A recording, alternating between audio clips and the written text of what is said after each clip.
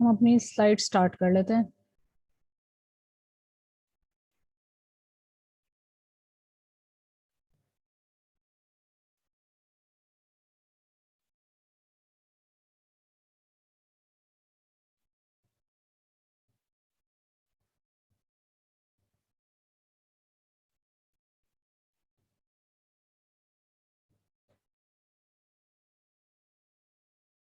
मैंने slides upload भी कर दी थी, आपको मिल गई होंगी। Yes ma'am. Yes ma'am. Yes ma'am.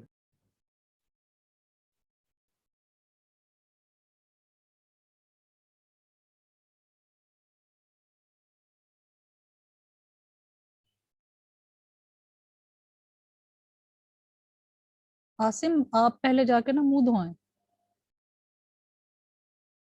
Ma'am मैंने मुंह धोया, अब अल्हम्दुलिल्लाह नमाज पढ़ के सोया ही नहीं। मैं फिर मैंने कहा कुछ दिन है, अगर सो गया तो उठा नहीं जाएगा। सिर्फ आज थोड़े कल खराब है। ओके, आप सब लोग ठीक हैं अपने घरों में? घर वाले सब ठीक हैं? अल्हम्दुलिल्लाह मैम। जी मैम, यस मैम। अल्हम्दुलिल्लाह। मैम SOPs तल्ला वगैरह का पूछ फॉलो ले। करें जी।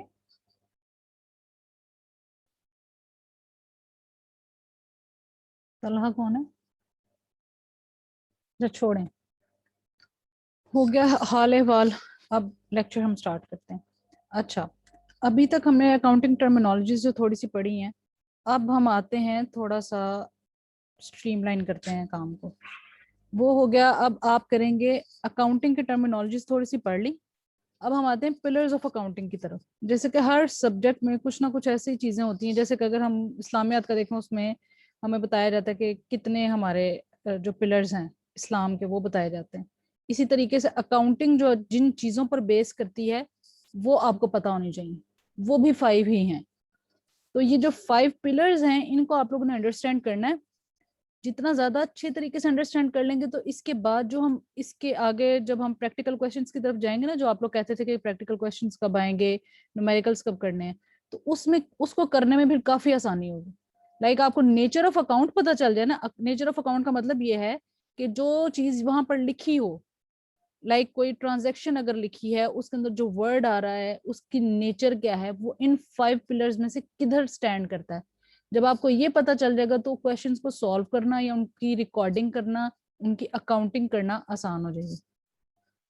ठीक है, अब जो हम करेंगे उसमें पिलर्स ऑफ अकाउंटिंग है assets, liabilities, capital, expenses, revenues.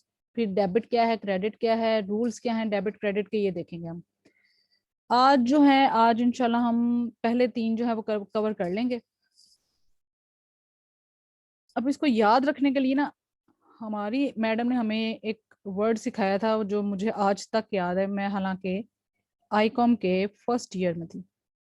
उन्होंने कहा था, अल्सर एक वर्ड होता है ना, होता तो वो यू से है, लेकिन अगर आप इसको गलत लिखें तो वो ए से अगर लिखें तो वो ये उसके ये स्पेलिंग बनेंगे, ALCER।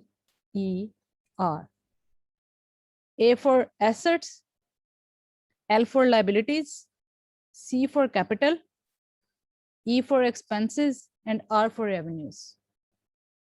A for assets, L for liabilities, C for capital, E for expenses, and R for revenues. ठीक है, अब इनको अब हमने 1 by 1 जो है ना वो डिस्कस करना है। इसमें तो कोई मसला नहीं है ना, अभी तो जाहिर है डिस्कशन तो स्टार्ट की नहीं है, तो इसमें कोई मसला होना तो नहीं चाहिए।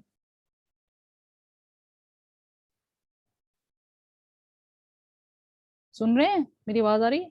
यस मैम, सुन रहे हैं। Yes ma'am. हाँ जी। एसेट्स क्या होते हैं? जो चीजें, जो रिसोर्सेज कंपनी ओन कर रही होती है, लाइक उसकी मलकियत में होते हैं। इनको हम उर्दू में असासे भी कहते हैं, असासा कहते हैं ना। इन्होंने अपने एसेट्स शो नहीं किए। अगर आपको याद हो, चले हम वो आगे जाकर देखते हैं। An asset is a resource with economic value that an individual, corporation या country, कंपनी हो, इंडिविजुअल हो या कंट्री हो, जो वो ओन कर रहे हैं ना, चाहे वो एक बंदा है चाहे वो कंपनी है। कंपनी को भी हम आर्टिफिशियल बीइंग ही कहते हैं ना। तो वो ओन जो भी कर रहा होगा, जिसको वो कंट्रोल कर रहा होगा, इस एक्सपेक्टेशन के साथ कि ये उसके लिए फ्यूचर में कोई ना कोई बेनिफिट क्रिएट करेगा, तो वो क्या कहलाता है? Asset. Simply put, assets are items that provide future economic benefit to a company. अगर हम कंपनी के हिसाब से बात करें, पहले हमने ओवरऑल बता दिया, बाद में हम कंपनी की तरफ आगे, क्यों? क्योंकि हमने बिजनेसेस के अकॉर्डिंग ही अपनी अकाउंटिंग को जो है वो स्टार्ट करना है, अपनी अकाउंटिंग को जो है सारा उसकी रिकॉर्डिंग्स वगैरह चेक करनी है। सिंपल इज दैट, जो एसेट है वो क्या है? रिसोर्सेज है, जिसकी वजह से कंपनी को फ्यूचर में जाकर कोई ना कोई बेनिफिट उस रिसोर्स से वो क्रिएट कर सकें, तो वो क्या कहलाएगा? उनका एसेट। और एसेट्स को वो फिर आगे ना दो तरीकों से कह देते हैं। एक, अब एसेट्स की डिफरेंट टाइप्स हो सकती हैं। वो कहते हैं कि एसेट्स हो सकते हैं आपके टेंजिबल एसेट्स, या एसेट्स वो भी हो सकते हैं जो कि इंटेंजिबल हो। अब टेंजिबल और इंटेंजिबल से क्या मुराद है? टेंजिबल एसेट्स, ये आप लोगों ने गौर से सुनने, आगे जब पढ़ेंगे ना फिर ज्यादा अच्छी समझ आ जाएगी, पहले सुन लें।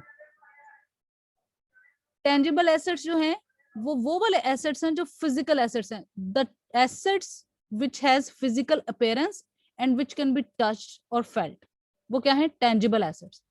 और इसके बरक्स होते हैं इनटेंजिबल एसेट्स। इनटेंजिबल एसेट्स कौन से होते हैं? जो आप जिनको टच नहीं कर सकते, जिनकी फिजिकल अपीयरेंस नहीं होती, फिजिकल उनको कंडीशन उनकी कोई नहीं है, लेकिन इट हैज सम वैल्यू। जैसे कि पेटेंट्स होते हैं, कॉपीराइट्स होते हैं कंपनी के, या जैसे कि हम गुडविल कहते हैं। गुडविल कहते हैं कंपनी की साख है, कंपनी का एक नाम है।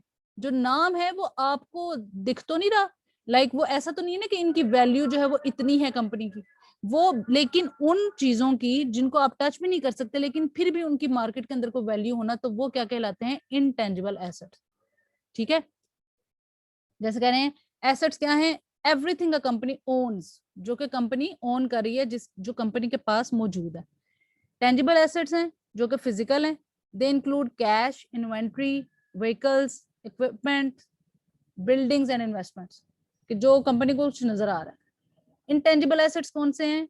जो कि फिजिकल फॉर्म में एग्जिस्ट नहीं करते, do not exist in physical form, and include things like account receivable, prepaid expenses, patents, goodwill, copyrights भी कह सकते हैं इसमें आप। अच्छा मुझे ये बताएं, अब आपको अकाउंट्स रिसीवेबल देके कुछ याद आया? आज क्विज भी आपका, याद आना तो चाहिए।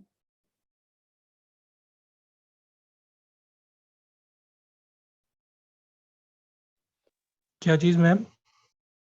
अकाउंट्स रिसीवेबल ये क्या होते हैं?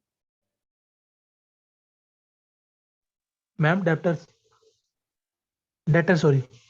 हाँ जी, डेटर्स, जो कि हमने पढ़ा भी था। और अकाउंट्स पेएबल कौन से होते हैं? क्रेडिटर्स। हाँ, क्रेडिटर्स, एग्जैक्टली, शाबाश। अब जो आगे इसके बाद एक लिखी हुई है ये टर्म, अच्छा ये ऊपर वाली टर्म्स है, ये तो समझ आ गई नहीं, इनमें कुछ बताने वाला तो नहीं? व्हीकल्स यानी कि जैसे ट्रक्स वगैरह कुछ ऐसा ओन करती हो कंपनी, या जैसे लोडर्स होते हैं, तो वो कंपनी के टेंजिबल एसेट्स में कंसिडर होंगे, जिनके थ्रू वो है अपनी इकोनॉमिक वैल्यू जनरेट करेंगे। अकाउंट्स रिसीवेबल हो गया आपके डेटर्स, जिनसे आपने इन फ्यूचर जो पैसे रिसीव करने हैं। प्रीपेड एक्सपेंसेस, प्रीपेड एक्सपेंसेस कौन से होते हैं? देखें एक्सपेंसेस जो होते हैं ना, लाइक फॉर एग्जांपल एडवर्टीजमेंट है, एक एक्सपेंस है। अब एडवर्टीजमेंट हर महीने मैंने पे करनी होती है 10,000। अब बजाय ये कि मैं हर महीने 10,000 निकालूं, मैं हो सकता है एक महीने में मैं कहूं कि जी ये इस महीने की 10,000 और अगले 5 महीनों की भी 10,000 इसमें इंक्लूड है, 60,000 ये है, और मैं मतलब ये आपके पास पैसे इतने आ गए, एक्सपेंस मैं अपना एडवांस में ही पे कर दूं, तो वो क्या कहलाता है? Prepaid expense.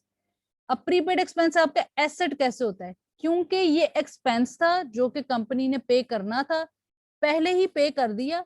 अब जब आगे वो जाकर इस चीज को देखेंगे, तो वो जो एक्सपेंस होगा ना, जो उन्होंने बाद में पे करना था, वो पहले से ही पे करके उन्होंने अपने लिए एक एसेट जनरेट कर लिया। ठीक है, और फिर वो हर महीने जाकर प्रीपेड एक्सपेंस में उसको फॉर एग्जांपल उसमें लिख लेंगे कि जी 10,000 रुपए जो थे वो हमने पे किए। मैम ये इसकी समझ नहीं आई जिसमें आपने एसेट्स किए, simply put assets are limit, यानी कि ये फ्यूचर इकोनॉमिक बेनिफिट वाली ये लाइन है, आइटम, ये इसकी जरा प्लीज जी इसको जरा प्लीज दोबारा बताइएगा। Assets are items that provide future economic benefit. देखें इकोनॉमिक बेनिफिट से मुराद ना हमारी होती है प्रॉफिट, अमूमन पैसे की शेप में, जिससे कंपनी जो है पैसा जनरेट कर रही हो ना, वो क्या कहलाते हैं? आपके एसेट्स। ठीक है, सिंपली पुट का मतलब है कि अगर आसान अल्फाज में बताया जाए तो एसेट्स क्या हैं, वो आइटम्स हैं जो कि कंपनी को फ्यूचर इकोनॉमिक बेनिफिट प्रोवाइड करेंगी। यानी कि जो एसेट्स हैं उनको यूटिलाइज करते हुए आपने क्या जनरेट करना होता है, प्रॉफिट। यही हमने बात की थी ना कि कंपनी कैपिटल क्यों अराइज करती है, कैपिटल अराइज ही इसलिए करती है ताकि वो एसेट्स खरीद सके। और एसेट्स क्यों खरीद रही है, ताकि वो प्रॉफिट जनरेट कर सके। प्रॉफिट क्यों जनरेट करना है, क्योंकि बिजनेस का मकसद ही ये था। ठीक है ना? यस मैम, समझ आ रही है। ओके अच्छा, अब इसमें ना हम मोस्टली जो बैलेंस शीट्स या जो कंपनी की स्टेटमेंट्स होती है ना, उसके अंदर जो एसेट्स होते हैं ना, उनको दो टाइप्स में डिवाइड कर देते हैं। एक होते हैं फिक्स्ड एसेट्स और एक होते हैं करंट एसेट्स। फिक्स्ड एसेट्स को आप नॉन करंट एसेट्स भी कह सकते हैं, इनको आप इनलिक्विड एसेट्स भी कह सकते हैं। वो वाले एसेट्स जो कि आप कैश में फौरन से तब्दील ना कर सकें, वो क्या कहलाते हैं, आपके फिक्स्ड एसेट्स, और जिनकी यूजफुल लाइफ जो है वो ओवर द इयर्स डिस्ट्रीब्यूट हुई हो। Assets which are purchased for long term use, long term use से मुराद हमारा होता है कि मोर देन 1 ईयर, अगर हम इनिशियल लेवल पे बात करें। And are not likely to be converted quickly into cash. यानी कि अगर कंपनी एक प्लांट उसने बनाया हुआ है, एक प्लांट ऐसा है कि जो फॉर एग्जांपल 24 आवर्स चल रहा है, अब अगर वो सोच रही है कि इसको सेल करना है, तो वो ऐसे all of a sudden sale नहीं कर सकती। कोई प्लांट हो, इक्विपमेंट हो या कुछ भी हो, उसके लिए प्रॉपर प्लानिंग चाहिए होगी। और ये लॉन्ग टर्म यूज के लिए यूज किया जाएगा, लॉन्ग टर्म यूज के लिए इसको परचेज किया जाएगा, और उसका जो बेनिफिट है company over the years enjoy करेगी। जी कुछ पूछना?